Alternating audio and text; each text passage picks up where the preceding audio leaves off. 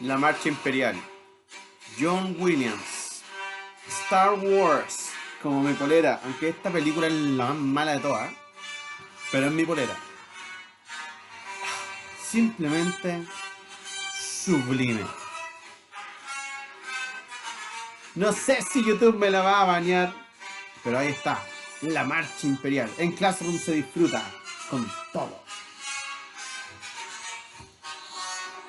¿Cómo están, chicos y chicas, fanáticos de Star Wars todos? Comenzamos la clase número 10, una clase extraordinaria del sexto básico, donde el día de hoy vamos a hablar sobre la expansión territorial de Chile durante los gobiernos liberales. Quédense para ver esta clase. Mi nombre es Álvaro Álvarez, soy el loco profe de historia, @0 recargado. Bienvenido y vamos entonces, comenzamos la clase del día de hoy.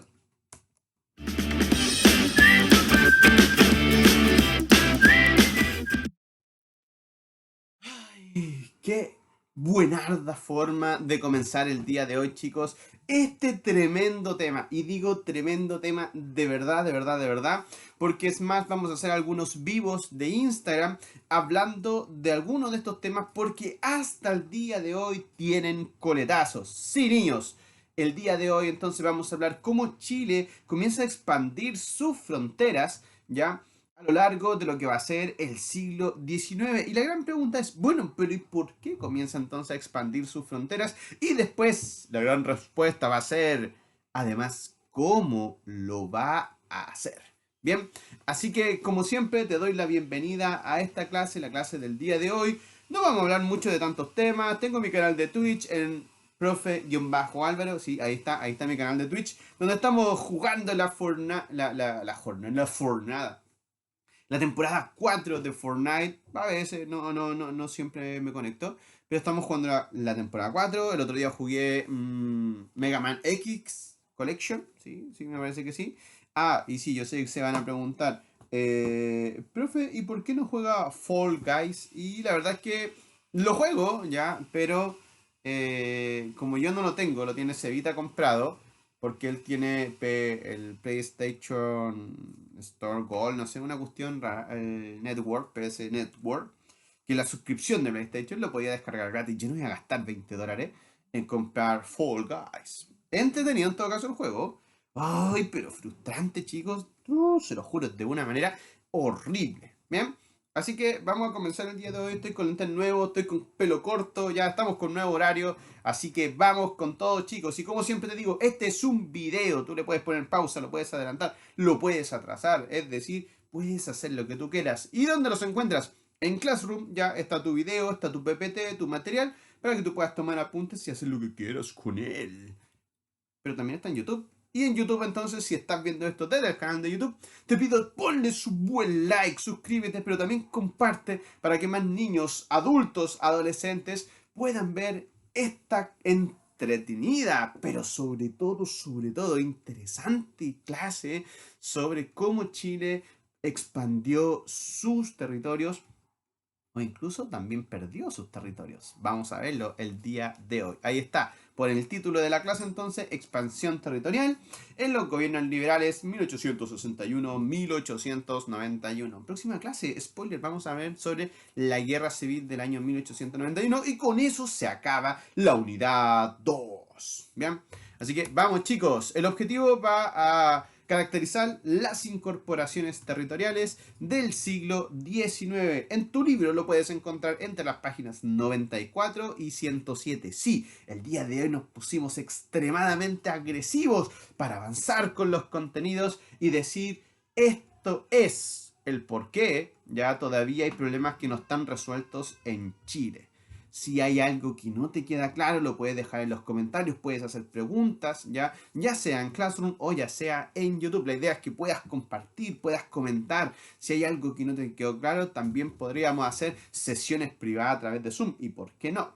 Bien, así que vamos, chicos, a hablar entonces Previously in your history class. de lo que habíamos visto en la clase anterior. Habíamos visto estos gobiernos liberales, estos gobiernos que tenían varios objetivos en mente que habían llegado al poder gracias a esta fusión liberal-conservadora, una cosa muy rara, extraordinaria, que jamás a nadie se le habría puesto en la cabeza que iba a ocurrir, pero que gracias a la cuestión del sacristán y la aparición entonces de los monbaristas o del Partido Nacional, los liberales dijeron, es nuestra oportunidad, y los conservadores dijeron, ayúdennos por favor, liberales, no queremos perder el poder. ¿Y qué es lo más bacán? Después, claro, del gobierno de Pérez, los conservadores finalmente pierden el poder porque, o sea, de verdad, o sea, tienen diferencias que son casi reconciliables entre conservadores y liberales. Entonces, jamás ese matrimonio iba a funcionar, nena. No te lo tomes así.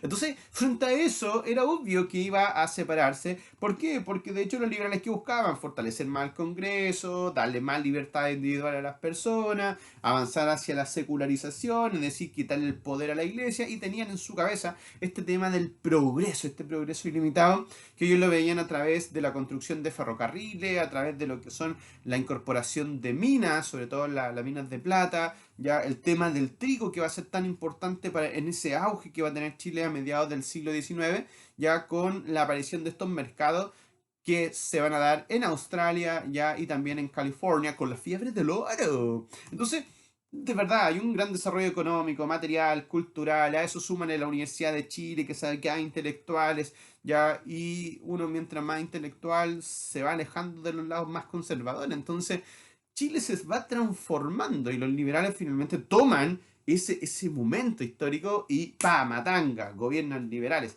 Pero al parecer, a mi amigo que está aquí sobre mi cabeza, parece que se le va a pasar la mano según ya sus propios liberales. Es decir, José Manuel Balmaceda va a ser el más liberal de todos los liberales.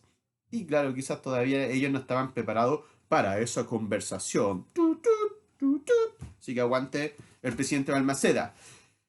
Ya lo habíamos visto, se había avanzado mucho en reformas desde el punto de vista del desarrollo del laicismo, pero también desde el punto de vista del desarrollo de la libertad de enseñanza, de cómo finalmente esta fusión liberal conservadora se va a terminar, porque claramente, o sea, se buscaba dejar la Iglesia Católica un poquito fuera de todo esto, recordando que hasta el día de hoy todavía tenía mucho poder la Iglesia Católica.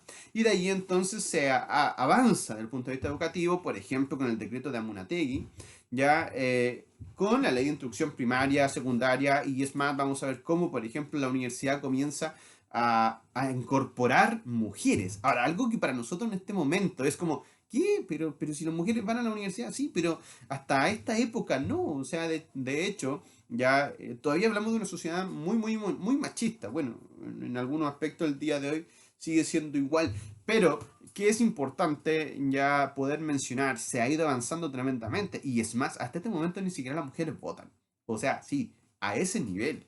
Y el voto femenino todavía no está en carpeta de decir, oye, sé que vamos a incorporar a las mujeres al voto. Todavía no.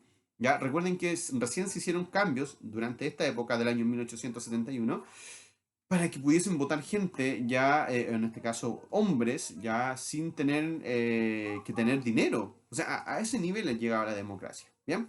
Así que el día de hoy vamos a ver otro tema que se está dando en paralelo, porque, a ver, quiero que entendamos la historia que siempre esto se da en paralelo. O sea, mientras está ocurriendo esto, va a ocurrir esto otro. ¿Bien? ¿Cómo dice? Let's go, students. Vamos entonces, el día de hoy. Este es el territorio nacional. Y cuando hablamos entonces del territorio nacional, es lo que un país posee ya como territorios donde ejerce soberanía. Ahora, si se fijan en el mapa, ya quiero que lo vean acá, Chile entonces llegaba hasta lo que era el despoblado de Copiapó, porque así se le llama, es decir, lo que uno puede decir el desierto de Atacama. Pero ¿por qué no hablamos del desierto de Atacama? Porque el desierto de Atacama, claro, pudiese comenzar mucho más al norte. La pregunta es, bueno, ¿y Chile hacia dónde tenía, o hasta dónde en teoría tenía ya soberanía? Solamente hasta el despoblado de Atacama. Es decir, estamos hablando hasta un poquito más al norte de Copiapó y nada más. Sí tenía, y aquí me dice, pero profe, a ver, aquí tengo la Patagonia, que es parte de Argentina hoy en día, y miren, y es tremendo territorio. O sea, es casi el doble de lo que nosotros tenemos en la actualidad. Y me dice, sí. Y ahí es donde empieza a decir, ¡oh! Y empieza como a dolerte el corazón, como a dolerte el pecho, y como que estamos en septiembre y este en 18, dice, ¿y por qué no está la bandera chilena? ¿Y por qué perdimos? Y siempre hablamos de eso, o sea, de la pérdida. Vamos a hablar realmente de qué es lo que sucedió. Ahora, ¿cómo finalmente se comienza a armar este territorio? A través de un principio, que es un principio del derecho, que es el uti possidetis. Es decir, que una vez que se separan ya las colonias americanas de España, los límites se quedan como los límites que los mismos españoles habían puesto, es decir, el toma de posesión. Es decir, yo esto es mi territorio, entonces por esa misma razón es mío. Bien.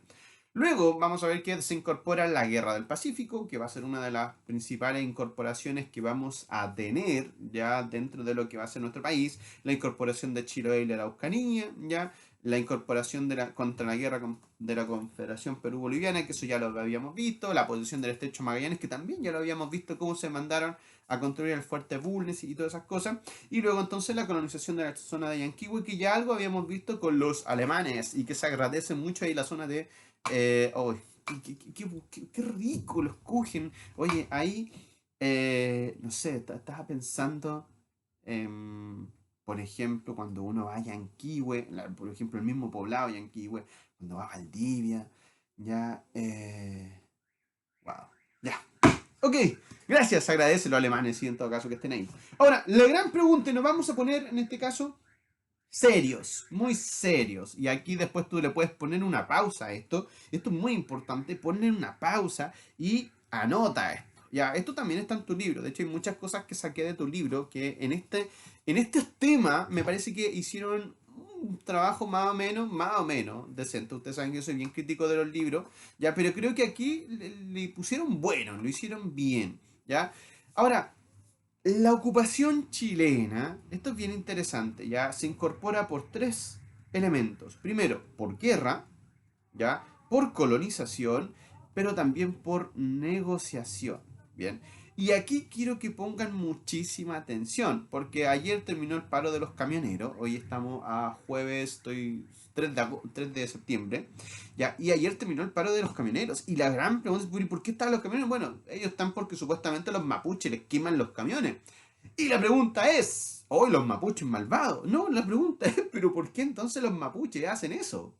Y esto es bien interesante, porque aquí nace el problema. Entonces, aquí es donde nosotros vamos a tener que entender, chicos, ya el cómo se origina esta incorporación del territorio. Bien. Ahora, ahí arribita dice territorio perdido, ya lo que cedimos nosotros a Argentina, ya que fue la Patagonia, y que mira, fíjate, lo cedimos, fue cesión por parte de Chile, entonces tampoco es como tan, ¿cómo y no era pérdida? Eh, Vamos a verlo, ¿bien? Ahora, por tierra se va a incorporar la Tarapacay y Antofagasta, ¿ya? Eso va a ser con la Guerra del Pacífico. Se va a ocupar la Araucanía y la ocupación se hace con militares, se hace con guerra. A los mapuches se les quitó con guerra, así como lo hicimos con los peruanos. Con los mapuches es exactamente lo mismo. ¿Cuál es la diferencia? Que los peruanos y los bolivianos son otro país, es decir, que ellos ejercen soberanía en otro lado. Pero aquí le quitaste tierra a la misma gente que vive en tu tierra. Entonces, ahora digo, pero entonces como que empiezo a entender un poquito el tema mapuche. Sí, pero calma, rájate, porque esto daba más. ¿Bien? Luego viene la colonización de Valdivia, que ya la habíamos visto, la colonización de Yanquihue, la colonización de la zona austral, que también lo habíamos visto con el fuerte Bulnes y ya y todo eso. Y después por negociación, por compra y venta, lo vamos a hacer con Rapa Nui, ya lo que nosotros conocemos quizás como Isla de Pascua, pero que en realidad es Tepito Tenúa, el ombligo del mundo, es Rapa Nui. Y eso también entonces parte de cómo se incorporan ya territorios en nuestro país. Es decir, por guerra, por colonización y por negociación. Sin embargo, aquí detente por favor, y anota esto en grande con colores, porque esto lo quise poner textual. Y dice ahí que las ocupaciones territoriales tienen como justificación y finalidad la incorporación de territorios para la explotación económica y la obtención de recursos. Es decir, se va a la guerra al Pacífico porque hay un recurso económico que yo quiero ganar con ello. Se le quita la tierra a los mapuches porque hay un recurso económico que yo quiero ganar con ello. Se colonizan las tierras, en este caso cercanas a Yanquihue y en la zona austral porque hay un recurso económico que yo quiero explotar. Hay una motivación económica. Siempre, siempre en la incorporación de territorios chilenos hay una motivación económica. Entonces, yo no sé, pero entonces, ¿y por qué cedimos en la Patagonia? Pues lo mismo. No porque estábamos en guerra con Perú y Bolivia, sino porque no había, en este caso, un interés de explotación económica de esa zona. Y aquí se nos fue. Y se nos fue así, porque entonces decíamos, bueno, entonces toda esta cosa incorporar el territorio lo hacemos porque en realidad alguien le saca provecho. Sí, exacto. Alguien le saca provecho. Bien. Vamos entonces a ver la parte de la colonización de la zona de Yanquihue y de Valdivia. Ahí está, con la ley del año 1845, esta ley de colonización, donde va nuestro amigo Vicente Pérez Rosales y dice, oigan, compadritos, vamos, quieren irse a Chile, es una parte súper cool y todo lo demás, y ahí entonces van a traer alemanes. ¡Ojo! ¡Alemanes! ¿Por qué? ¿Por qué no van a buscar, por ejemplo, españoles o italianos? Van a buscar alemanes porque en realidad se busca, ya, como dirían lamentablemente en esa época mejorar la raza, es decir, lo que tú buscas finalmente es gente trabajadora, gente de esfuerzo, gente que finalmente no tenga vicios, ¿ya? Y que vengan a aportar al país, ¿bien? Por eso que van y se van a buscar alemanes. En algún momento después del siglo XX van a llegar otros colonos, ya van a llegar otras personas que más que colonos van a ser inmigrantes, ¿ya?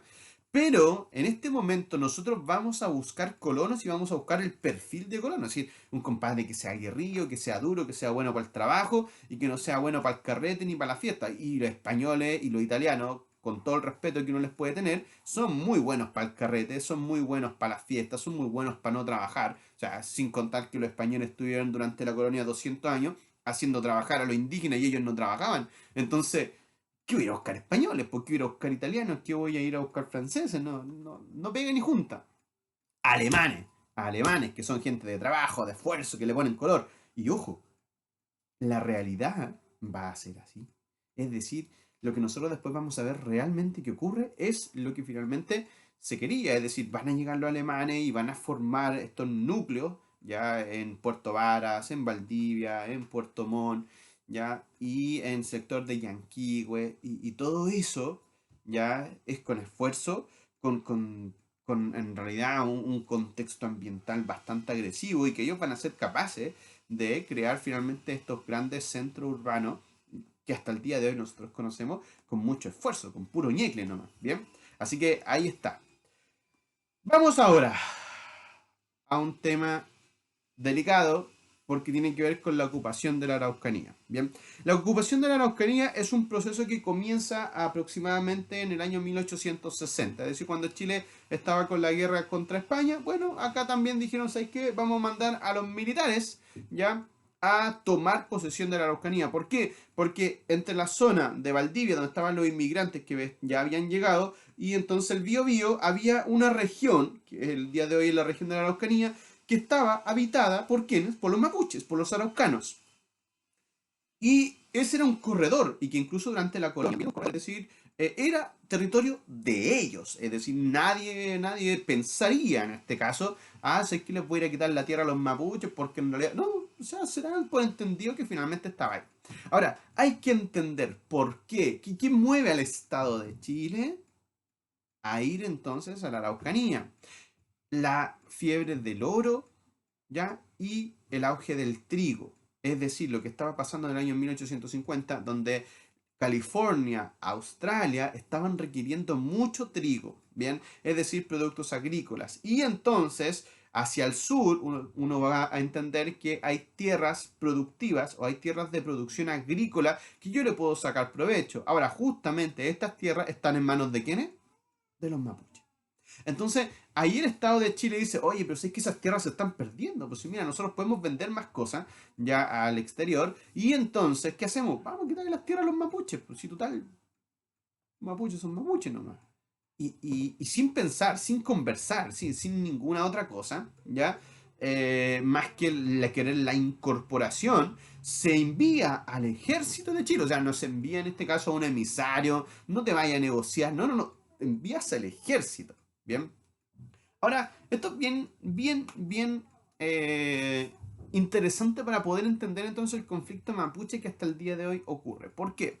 Porque ya más o menos para el año 1860 ya se toma esta decisión de, en este caso, enviar tropas militares al sur, comienzan a tomarse tierras que son de indígenas ya, y finalmente, ¿a quién se les venden? A comerciantes, ¿ya? A comerciantes y militares comienzan a comprar esas tierras ya a estos indígenas. Ahora, muchas veces se les engañaba ya, y con contratos que eran un chiste, entonces yo decía, ya yo te voy a dar un par de lucas y eso es todo por todas tus tierras. Y claro, los mapuches que ellos hablaban mapuzungún, además de eso, muy poco entendían la forma de la lógica del Estado de Chile. O sea, en realidad fueron engañados completa y absolutamente. ¿Ya? Y parte de eso también, muchos otros terrenos van a ser usurpados. O sea, si yo tengo un ejército ya bien preparado, frente a eso, los mapuches muy poco es lo que finalmente podían hacer. ¿Ya?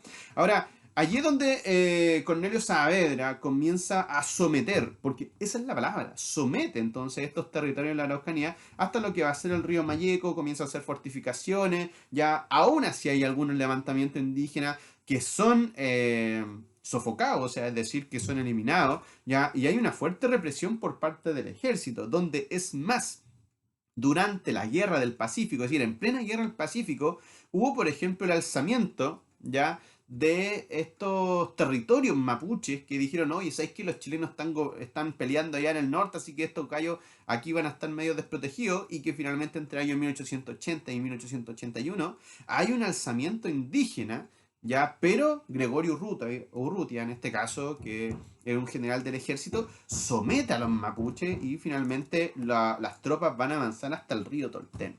Ahora, ¿por qué se lleva a cabo esto? Y ya lo dijimos, es decir, hay varios factores que finalmente lo que buscan es explicar esta ocupación de la Araucanía. ¿Por qué? Primero, hay un factor económico, ya lo dijimos, que es determinante, el tema, por ejemplo, de ir a buscar más tierras para poder plantar trigo, porque desde el extranjero se está pidiendo trigo. Es decir, en ese caso nosotros...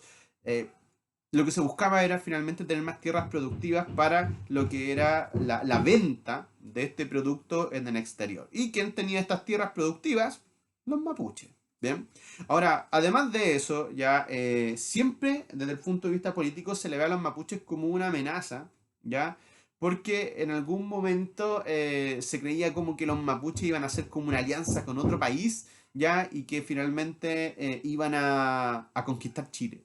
Ok, sí, yo sé que suena una cosa rara, pero los mapuches ustedes entenderán que desde la época colonial, desde la época de la conquista, no son un pueblo que es como tranquilito, no es un pueblo que uno dice, oh, no, si no hacen nada, no es como los pascuenses que es como, ah, los pascuenses puro bailan. Los mapuches son brígidos, son choros, son guerreros, po, son huaychafe. Y entonces hay un tema de tenerles quizá un poco de miedo, respeto, y claro, ese factor político finalmente los ve como una amenaza. Pero también en este caso, ya, y este es un elemento muy, muy, muy, pero muy importante de poder entender. Durante esta época, ya durante el siglo XIX, existe una concepción del bárbaro, del civilizado y el salvaje. ¿Qué significaba eso? Que desde Europa viene esa concepción que todos los que no son como los europeos, es decir, que no viven en ciudades, que no estudian, que no se visten como europeos y todo lo demás, pasan a ser salvajes. Entonces en América todavía había muchos, muchos indígenas a lo largo de todo el territorio, y estos indígenas van a ser perseguidos. Y de hecho, incluso van a ser asesinados a través de genocidios, tanto, sobre todo en Chile, como en Argentina. Y esto es bien interesante. ¿Por qué? Porque finalmente se le obligaba a los indígenas a adoptar las costumbres culturales de nosotros, de decir, de el resto de los chilenos. Y si no adoptaban las costumbres culturales, tenían que desaparecer. Ok, así de sencillo. Entonces, esos tres factores son los que finalmente comienzan a influir en esta ocupación de la Araucanía, es decir, el factor económico, el factor político y este factor cultural, de finalmente de que lo civilizado tiene que estar por sobre lo salvaje. Y los mapuches, entonces, representaban a lo salvaje. Ahora, esa era la concepción que había ya en el siglo XIX, por favor, y quiero que lo contextualicen en ese sentido. Usted puede decir que están equivocados y todo lo que quiera, pero era el contexto del siglo XIX, ¿bien? Ahora, y por esa misma razón, no se miraba al indígena de un igual a igual, es decir, oye, negociemos ya, mira, acá llegamos a un acuerdo. No, para nada, de hecho siempre hay una relación, en este caso, de abuso, ¿bien? Y luego ya viene todo lo que entonces habíamos visto sobre la ocupación con Cornelio Saavedra, ya de cómo finalmente va ocupándose ya de toda esta zona, y fíjense, va con el paso del tiempo ya ocupando ya todo lo que es el sector de la Araucanía hasta ya en el año 1883 llegar a refundar incluso la ciudad de Villarrica, pero ahora ya desde el punto de vista del 100% chileno, ¿bien?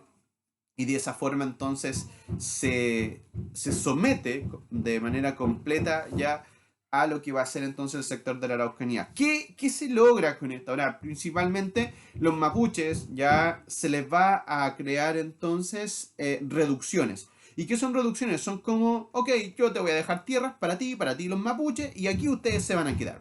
¿Cuál es el punto? Que esas tierras, a diferencia de las tierras que ellos tenían antes, son menos productivas. Es decir, ahora hay que entender que los mapuches son la gente de la tierra, viven de la tierra, y a diferencia de nosotros que, claro, los chilenos buscan comercializar y exponer y tirar sus productos para afuera y todo lo demás, los mapuches, claro, llevan un comercio entre ellos, ya ellos no tienen una economía expansiva. Entonces ellos con lo que viven de la tierra, ellos viven y viven felices y todo lo demás. Pero ya en este caso se le quita esas tierras productivas, y eso crea entonces el concepto del empobrecimiento del pueblo mapuche. Y con eso, es decir, con la quitada de tierras que le hicieron, con la intervención del ejército, con la creación de reducciones, ya la calidad de vida entonces del mapuche disminuyó completa y absolutamente. Y esas tierras que le fueron quitadas, se le fueron vendidas a empresarios, a comerciantes, que finalmente entonces son los que hoy en día son los dueños de los fondos, los previos, etcétera, etcétera, etcétera. Entonces la gran pregunta es, ¿ese problema del tema mapuche está solucionado? Claramente que no, porque aquí lo que hubo finalmente fue una guerra que se hizo, una ocupación, ¿ya? Y en ningún momento hubo una negociación, o en ningún momento hubo un común acuerdo con ellos. Por eso hay que entender que hasta el día de hoy aparecen los huaychafe, aparece entonces el pueblo mapuche tratando de buscar reivindicaciones, ¿ya? Entendiéndose que esto en el siglo, entre a mitad y finales del siglo XIX, fue entonces un abuso. Y de eso ya han pasado aproximadamente ya 140 años, y el Estado de Chile no le ha dado respuesta. Como que quedó, dijo, no, si esto ya fue, para mí está solucionado. Pero para el pueblo mapuche no está solucionado. Y por esa misma razón es que hoy entendemos entonces el por qué la problemática del pueblo mapuche se dé ya hasta el día de hoy. ¿Bien? Pero eso es la ocupación de la Araucanía, niños. Ahora vamos a ver dos incorporaciones más que tienen que ver con la fijación de límites con Argentina, el Tratado del Divorcio in Aquarium y la incorporación de Isla Pascua del año 1888 por Policarpo Toro. ¿Ya? Chile perdió la Patagonia. De hecho, esto lo saqué de una imagen que había en YouTube, porque decía Chile perdió la Patagonia, pero como afirmación. Y yo le puse ahí los signos de exclamación, los signos de interrogación. ¿Chile perdió la Patagonia? Chile no perdió la Patagonia. Fíjense lo que pensaban entonces los intelectuales de la época. Ya aquí tengo a Benjamín Vicuña Maquena, uno de los intelectuales más crack de la época. Y dice, la Patagonia es un páramo horrible, estéril, maldito, cuya formación geológica es distinta e inferior a una de la Pampa. O sea, en realidad la Patagonia no valía nada. Y entonces para José Victorino Lastarria, que era otro intelectual capísimo de la época, que dice, no debemos hacernos ilusiones creyendo que la Patagonia es una extensión de tierra cultivable y apta para el desarrollo de la agricultura. La pregunta es, si dijimos que el Estado de Chile, siempre que incorporaba territorios, ya sea incluso por posesión de soberanía, lo hacía, chicos y chicas, niños, niñas y todos en el universo, lo hacía por un fin económico, y acá los intelectuales están diciendo que no vale nada. La pregunta es, ¿será entonces que Chile está interesado? Y claramente que no. Entonces, mientras ocurre la guerra del Pacífico, ya los argentinos dijeron, chilenito, resolvamos esta cosa, porque a mí me gustaría tomar esa posesión para allá, y yo sé que ese territorio es tuyo, y la verdad es que veamos, hagamos un mapa. Y entonces comienza a presionar a Argentina a Chile, y Chile le pregunta a los intelectuales, a ver chiquillos, ¿vale la pena ir, saber que estamos peleando en el norte, ya con Perú y Bolivia, y además entonces ver y pelear por el sur, por la Patagonia? Y la gente en Chile decía que no. Los intelectuales decían que no, los estudios decían que no valía la pena. Entonces, como no vale la pena económicamente porque van a ser tierras tales, chao, Chile firma el Divorce Aquarium, ¿ya? Y que es un tratado con Argentina que separa las aguas en dos. Es decir, si los ríos corren para acá, es decir, es para Chile. Si corren para allá, es para Argentina. Bueno, en realidad era para allá, para acá para Chile y para acá para Argentina. Entonces, y así se separa por la barrera natural que nosotros tenemos, que es la cordillera de los Andes, y de ahí entonces se regala la Patagonia. Fíjense, y así queda. Entonces, acá yo tengo la posición definida, que esta era la mía, ya, es decir, todo esto era el territorio chileno, ya, antes de este tratado, y fíjense que después con el Divorce Aquarium ya aparece entonces todas estas zonas que nosotros comenzamos a perder. Ahora, la pregunta es, niños, ¿ustedes creen que aquí en esta zona había alguien que decía ser chileno? No, obvio que no, nadie, no, de hecho no había ni un, bueno, había un guanaco, no iba a decir que no había ni un bicho, pero sí, había un guanaco, hartos guanacos, ya había algunos indígenas y todo el tema. Pero claro, para Chile no fue en este caso de ninguna manera relevante desde el punto de vista económico, porque los intelectuales de la época dijeron que no. Ustedes van a decir, uy, estos gallos están súper equivocados. Pero es lo que finalmente en el contexto se dio, y de ahí entonces se firma el Tratado del Divorcio Aquarium del año 1881. ¿Bien? Luego, el presidente Balmaceda ve otro territorio que también dice que es muy importante, sobre todo por la posición estratégica que tienen, así que manda a don Policarpo Toro, top de Policarpo, ya, a negociar con John Norman y Alexander Salmon, ya que ellos vivían en lo que es el sector de Tahiti, ya, y que estaba de parte de posesión de los franceses. Entonces, porque eran los propietarios de la isla, unos propietarios de papel nomás. Entonces, finalmente van a hacer la gestión con estas personas europeas, ya, y después hacen la gestión entonces con los isleños y llegan a un acuerdo entonces de poder comprar la tierra. Entonces, y ahí en el año 1888, ya el 9 de septiembre, Chile toma posesión de Isla de Pascua, y el rey Atamu Tequena, ya, y el consejo de jefes de la isla firman entonces esta acta de cesión de la isla, pues, más bien bajo la protección de Chile. Ya eso es lo que busca más o menos. Y después de eso, uno decía, pero a ver, usted siempre dijo, profe, que era por un tema económico el que te movía la isla, y también estratégico. Lo mismo pasa con el Estrecho de Magallanes, que también es estratégico y también económico. Y acá también hay un tema estratégico, ¿ya? ¿Qué significa? Que en realidad el ser ahí el ombligo del mundo, estar en medio del Océano Pacífico, o sea, es una parada casi obligada de los barcos, entonces es un tema estratégico. Y además, ya es un tema económico, porque después esta isla, que en realidad tiene casi 70 kilómetros, es una tierra muy rica para poder tener ganado. Entonces, después de que se incorpora a la isla, ya se va a convertir en un territorio donde finalmente se va a tener grandes rebaños de ganado. Y como yo tengo ganado, voy a poder mandar entonces toda una industria hacia el Océano Pacífico, ya a través de barquitos. Bien, así que la isla de Pascua se transforma, como siempre, Chile en un negocio. Bien. Y ahí entonces vamos a ver que está la primera expedición, la segunda, y ya después con la cuarta expedición finalmente se firma este acuerdo de voluntades, donde el Estado chileno toma a esta isla ya para su incorporación del territorio soberano nacional. ¿Qué pasa con el norte? Y con esto ya vamos a ir terminando, chicos, porque lo más importante es el norte. ¿Y por qué el norte? ¿Por qué había tanto interés de Chile en el norte? ¿Por qué? Porque aquí hay un interés netamente económico. No hay más. O sea, el norte Chile lo miraba por una sencilla razón, porque en el norte había entonces un mineral que hasta ese momento siempre existió, nunca había sido tema, ¿ya? Y que es el salitre. Antes había estado el guano, ya, y sobre todo el guano que se da en la costa, sobre todo en la costa peruana. Recuerden que habían estado peleando por la isla Chincha en la guerra contra Chile contra España, donde se metió a defender a Perú, para variar.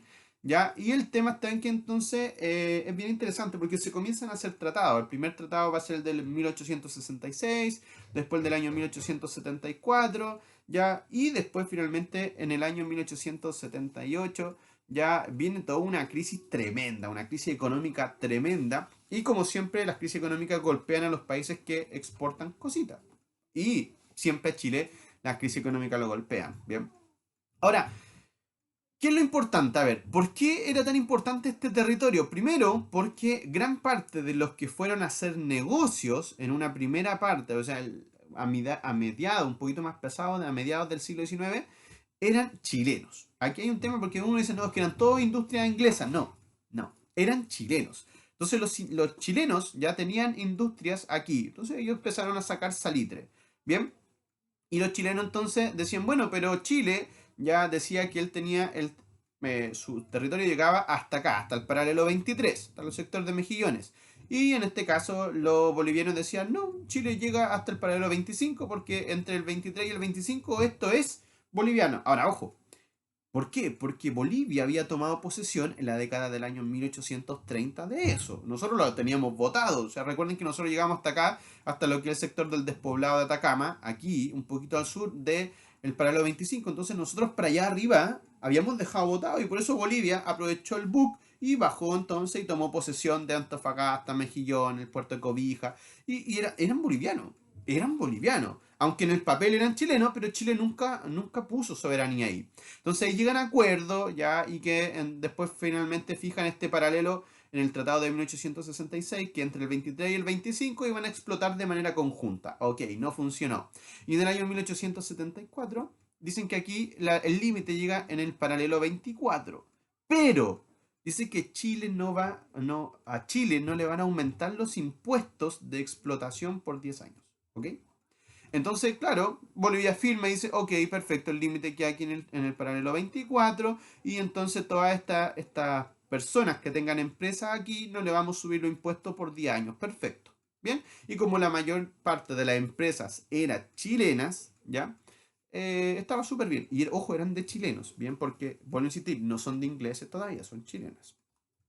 ¿Cuál es el punto? Que en la crisis de los 70, del 78 ya, finalmente golpea tan fuerte que Bolivia dice, no, ¿sabes qué? Le vamos a subir el impuesto a los chilenos. Y ahí es donde comienza todo el tema. Bien, entonces ahí está, la crisis económica del año 78 es la causa inmediata, es decir, golpea y el gobierno de Hilarión Daza, que es el presidente de Bolivia, ya dice que hay que entonces subir ya los impuestos a las empresas chilenas. Ahora, ¿qué hace finalmente? Aníbal Pinto dice no. ¿Por qué? Porque si le suben, están tratando y violando el tratado del año 1874. ¿Ya? Entonces, se está violando el tratado del año 1874 y por esa misma razón envía tropas para que defiendan ya a las compañías chilenas que Hilarión Daza se las va a embargar, es decir, se las va a vender. Y por esa misma razón entonces es que va y Chile ocupa ya Antofagasta el 14 de octubre del año 1879, tirándose ya a la declaración de guerra. Pero Chile no contaba que Bolivia había firmado secretamente un pacto con el Perú, que era un pacto de no agresión, ya, y de alianza en caso de agresión extranjera. Es decir, si alguien se metía con Perú o con Bolivia, ellos habían firmado en el año 1873 que si uno se mete con uno, van los dos al choque. ¿Bien? Entonces, ahí está. Está Chile, con una población mucho menor entonces que la de Perú y de Bolivia, ya. Fíjense, 2,5 millones de habitantes, Perú tenía 3 millones, Bolivia tenía 2 millones de habitantes, un ejército de 2.500 hombres, un ejército de, en este caso, en total 11.500 hombres entre Perú y Bolivia, ¿ya? Y una armada con 2 buques blindados y algunas corbetas y algunas cuestiones bien rancias, como por ejemplo la Esmeralda, que era un barco de madera que en realidad servía como para jugar nomás. ¿Bien? En cambio, el Perú sí tenía en este caso 4 buques blindados, ya varios buques de transporte, varias corbetas, así que, ¿no? O sea, estadísticamente, aquí por estadística, o sea, Chile no tenía nada que hacer frente a Perú y Bolivia. De ahí entonces se llevan a cabo este desarrollo de la Guerra del Pacífico, ya, pero que hasta el día de hoy nosotros ya no le llamamos Guerra del Pacífico, es la Guerra Salitre, porque aquí, bueno, insistir, parte porque se les va a embargar las empresas salitreras a los chilenos. Bien. Ahora, ¿Cuál es el punto? Porque luego de eso vienen las campañas de guerra, que no voy a ahondar mucho en las campañas de guerra porque si bien son interesantes y son entretenidas, ya sobre todo para una clase en vivo, ahí es bacán. Pero en realidad para esto, ¿qué no importa? Esta primera parte de la campaña marítima, donde terminan finalmente con el Huáscar tomando preso, ahí está la gesta heroica de Arturo Prat, que el 21 de diciembre finalmente, perdón, 21 de diciembre, el 21 de mayo, ya él se hunde junto con la Esmeralda, pero también está que ese mismo día el poderío del Perú baja a la mitad porque la independencia es quemada. Entonces, es importantísimo ya el cómo marca el 21 de mayo este punto de inflexión en la campaña marítima, aunque Grau era un loco capo, un seco, y por esa misma razón van a pasar meses para que finalmente después lo pillen, lo acorralen y finalmente termine la campaña marítima.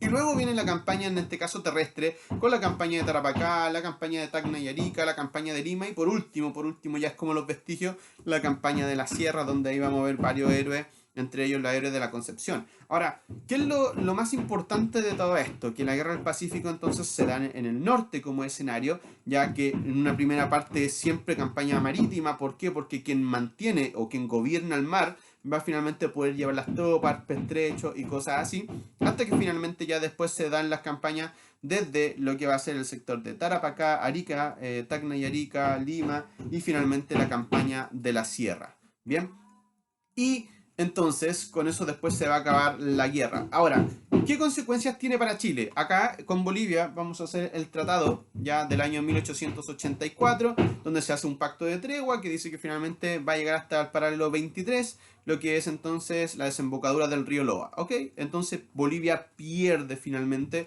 ya el mar. Y Bolivia entonces en el año 1904 reconoce finalmente el paralelo 23 ya como parte entonces de su límite con Chile. Y entonces acá Bolivia pierde el acceso que en algún momento tuvo al mar. Bien, así que en ese sentido, chicos, vamos a ver que con Bolivia esto es bien interesante de poder mencionar. Porque este es el origen de que ellos no tengan mar. Y ellos dicen que, claro, nosotros firmamos este tratado a través de lo que era entonces una situación posguerra.